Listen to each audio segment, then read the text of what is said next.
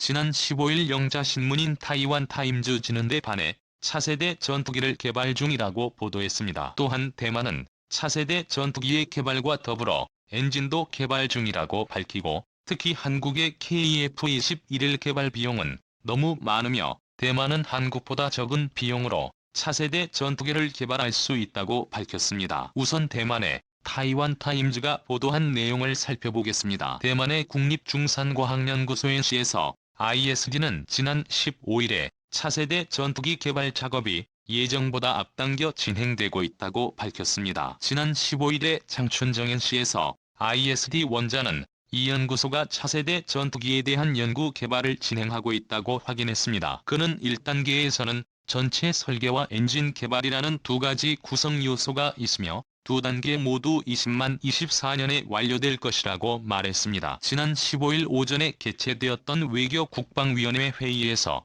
민주진보당의 국회의원인 차이싱은 군이 차세대 전투기에 대한 연구 개발을 시작했는지 물었으며, 이에 대해 장총적 NC에서 ISD 원장은 항공기를 개발하기 위해 NC에서 테스트가 첫 번째 단계를 2개의 프로젝트로 나섰으며 그 프로젝트에 모두 일정보다 앞당겨 진행되고 있다고 발언했습니다. 장 총장 NC에서 ISD 위원장은 전투기 엔진 개발에 약 808억 대만 달러, 약 3,400억 원의 비용을 들여 2014년까지 완료할 수 있을 것으로 예상한다고 밝혔습니다. 그는 또 한스블랙의 핵심 기술을 포함한 전체 설계 작업이 정상적으로 진행되고 있으며 모든 설계 작업은 엔진과 마찬가지로 2024년에 마무리될 예정이며 설계 작업에는 17억 대만 달러 6만 70억 원가 소요될 것이라고 말했습니다.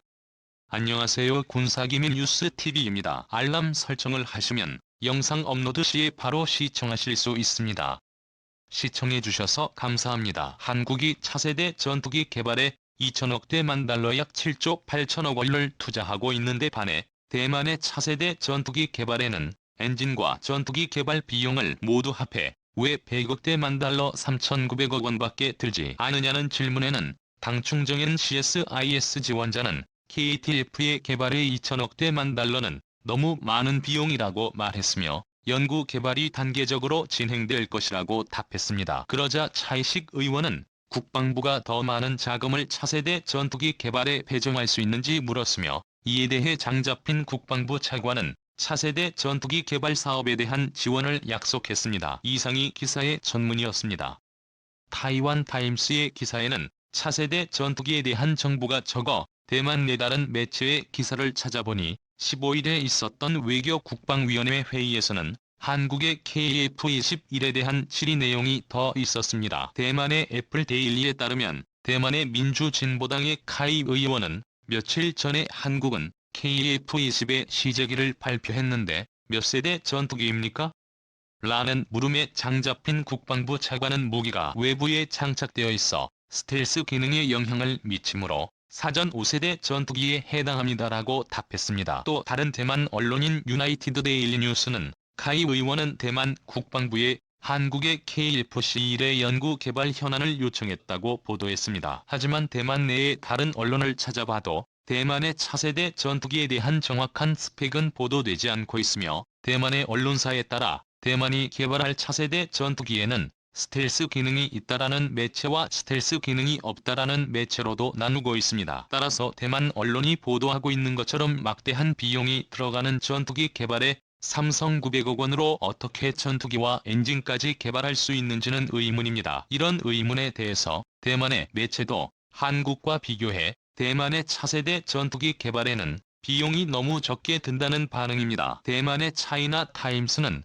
KF-22는 한국과 인도네시아가 개발한 최초의 자체 개발 전투기이며 한국의 방위사업청과 한국항공우주산업에 2016년에 본격적으로 전투기를 개발하기 시작하여 시제기를 제작하는 데 5년이 걸렸다고 말하며 KF-C의 총 지출액은 18조 원이며 연구 개발 비용만 8.6조 원이 들어오는데 중국 과학원의 전투기 개발 예산은 엔진과 전투기 개발을 모두 합해 백억 100만 달러 3,900억 원에 불과하다고 지적했습니다. 이처럼 대만 언론의 기사를 아무리 살펴봐도 대만의 차세대 전투기에 대한 정보는 찾을 수가 없어서 이제부터는 개인적인 의견으로 대만의 차세대 전투기에 대한 글을 작성하겠습니다. 모두 알다시피 대만은 1980년대 미국 기업과 협력해 F-10K1 경국 전투기를 개발했으며 31년이 지난 지금도 경국 스피커1 전투기의 업그레이드를 실시한 F-10K1 시계와 같은 전투기를 기반으로 고등훈련기 후의 개발을 진행하고 있습니다. 또한 2019년경에는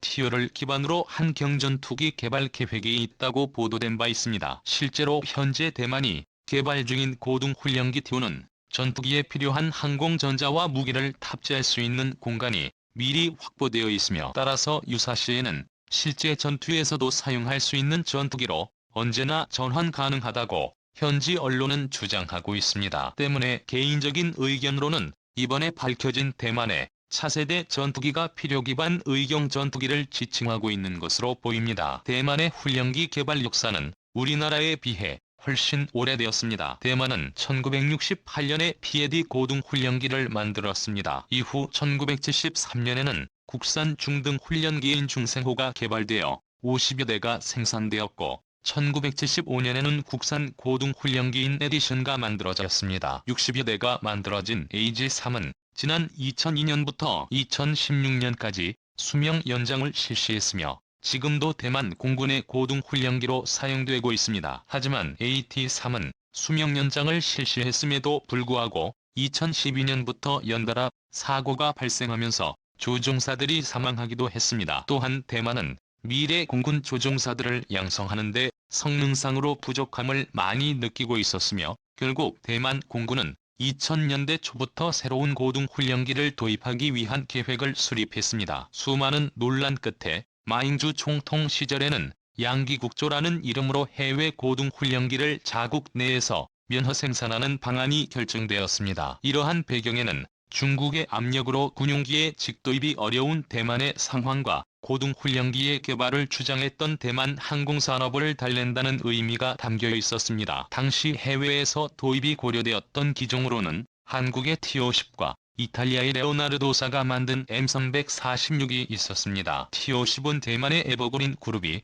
한국의 KAI와 미국의 로키드 마틴사와 팀을 이루어 면허 생산을 시작할 예정이었습니다. 반면 한성항공공업은 유럽의 레오나르도사가 만든 M346을 면허 생산할 계획이었습니다. 그러나 2016년 차이잉원 총통이 집권하면서 양기국조는 사라지고 대신 국기국조와 자연자재 정책이 결정되면서 결국 고등훈련기를 독자 개발하기로 결정하게 됩니다. 2017년 2월 7일에 대만 국방부와 국립중산과학연구소 그리고 환상항공공업은 자국산 고등훈련기를 개발하기로 합의하게 됩니다. 키어 고등훈련기는 대만 최초의 국산 전투기 경국을 기반으로 만들어졌습니다. 경공업을 기반으로 하지만 80%가 넘게 새로운 부품과 복합 재료를 사용했으며 국산화율은 55%에 달하는 것으로 전해졌습니다. 또한 가상 훈련 기능이 추가돼 훈련 효과를 극대화할 수 있도록 할 예정입니다. 태허 고등훈련기는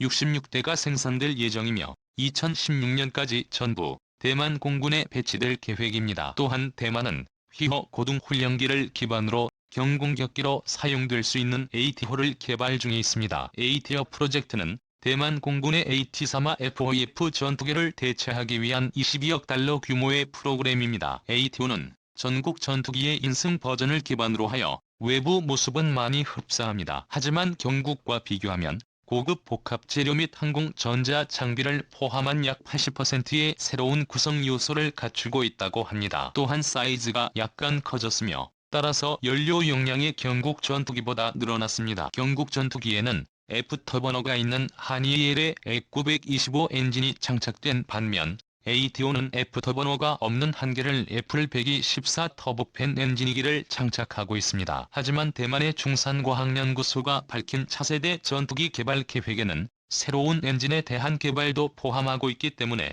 하니웰 엔진의 F124에 의존한 경국 전투기나 TO의 베이스가 아닌 대만산 엔진을 장착한 완전히 새로운 전투기 개발을 시사하고 있을 수도 있습니다. 아직 대만의 차세대 전투기에 관한 구체적인 내용은 밝혀지지 않고 있지만 대만은 자국의 전투기에 장착할 수 있는 공대공 미사일과 크루즈 미사일 등을 국산화했고 반도체 소자에 들어가려고 사용한 항공기용 A의 세계의 레이더도 개발하고 있습니다. 과연 대만이 개발 중에 있다는 차세대 전투기는 무슨 급의 전투기를 상정하고 있는지 궁금해집니다. 본 영상은 유튜브 채널 군사기밀 뉴스TV에서 제작하였으며 도움이 되셨다면 좋아요와 구독하기를 눌러주세요. 시청해주셔서 감사합니다. 영상에서 만나요.